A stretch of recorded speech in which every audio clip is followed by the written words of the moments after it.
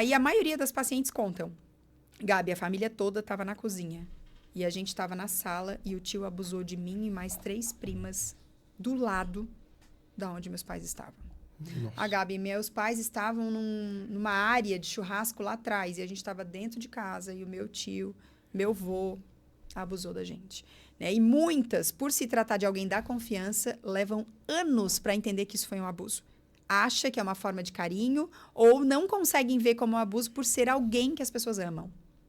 Ah, meu avô, por exemplo, a gente ia brincar de esconde-esconde, aí na hora que ele achava, ele fazia cosquinha e passava a mão. Ah, mas era meu avô, né? Aí quando a pessoa, às vezes, está num relacionamento e o marido não pode passar a mão no seu seio, e aí lá na consulta eu pergunto, eu tenho vários bloqueios, mas que tipo de bloqueio? Me explica um pouco mais, o que acontece? Aí meu marido não pode passar a mão em mim. Mas por quê? Não. E a gente vai, e até que chega, ai meu Deus, acho que não tem nada a ver com isso. Será que tem?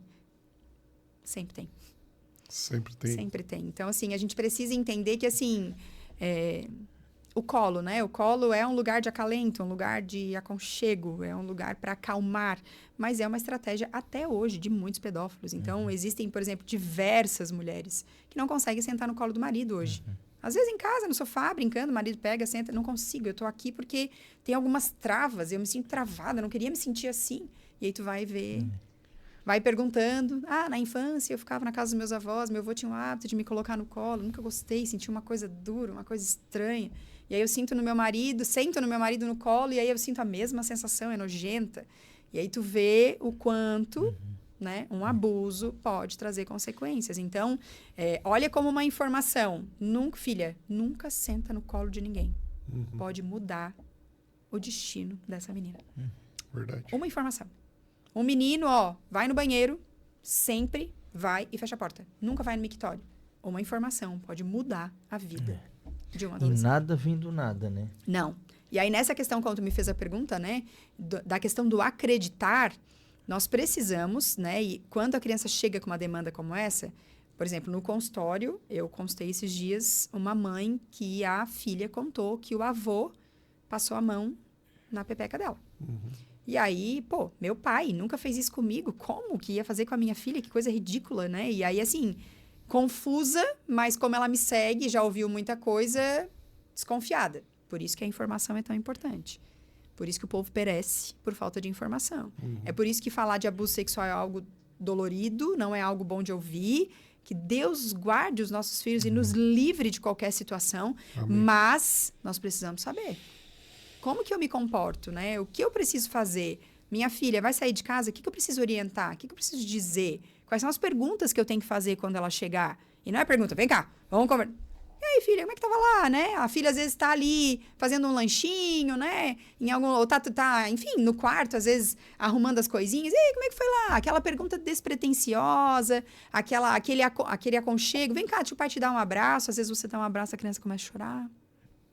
Porque nós somos movidos por emoções. E quando nós sabemos... E assim, é tão engraçado porque de todos os relatos que eu ouço, por mais que a criança não tenha noção de que aquilo foi um abuso, ela sabe que aquilo não é certo. Então, a criança, ela sente algo. Ela não se sente bem com aquilo. Mas fez tal coisa, não foi legal. Né? Então, e quando você traz a informação, quando você mostra... Não, realmente, ninguém pode te abraçar à força. Né? E aí um grande problema da nossa sociedade, principalmente no meio cristão, é essa questão de cumprimentar as pessoas, né? E no meio dos crentes, imagina, o que mais tem é evento, né? Então, o filho do pastor chega, né, no lugar, né? Essa era eu, tinha que cumprimentar 65 pessoas se tivesse. Chegou a filha do pastor, né? Oi, tudo bem? Não obrigue seus filhos a abraçar e beijar ninguém. Nós, adultos, não somos obrigados. Por que a criança é? Importante, né? É muito importante isso. Porque, assim, às vezes, num abraço... A pessoa pode estar na sua frente, passando a mão de alguma forma e você não está vendo. Então, assim, é muito cruel o que muita gente faz. Por exemplo, quando uma criança chora, às vezes todo mundo manda parar. Né? E aqui falando de um abuso emocional, não sexual. Para de chorar, coisa mais chata. Pelo amor de Deus, fica quieta. Quando um adulto chora, a gente faz isso? Não, né? Por que a emoção do adulto é tão validada e da criança não? A primeira vez que eu ouvi isso, eu falei, meu Deus, isso é muito forte.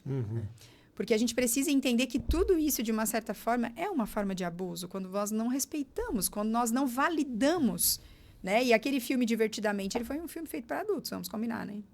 A gente precisa dar nome às nossas emoções, a gente precisa entender, abraçar, entender como elas funcionam, né? Muitos adolescentes estão com as emoções, né? É uma fase das emoções bagunçadas. E o que nós, enquanto pais, né, cristãos, temos feito para abraçar essas emoções? E aí, às vezes, quando eu atendo alguns pais de adolescentes, eu falo, tu sabes que a gente tem que abraçar as nossas primeiro, né?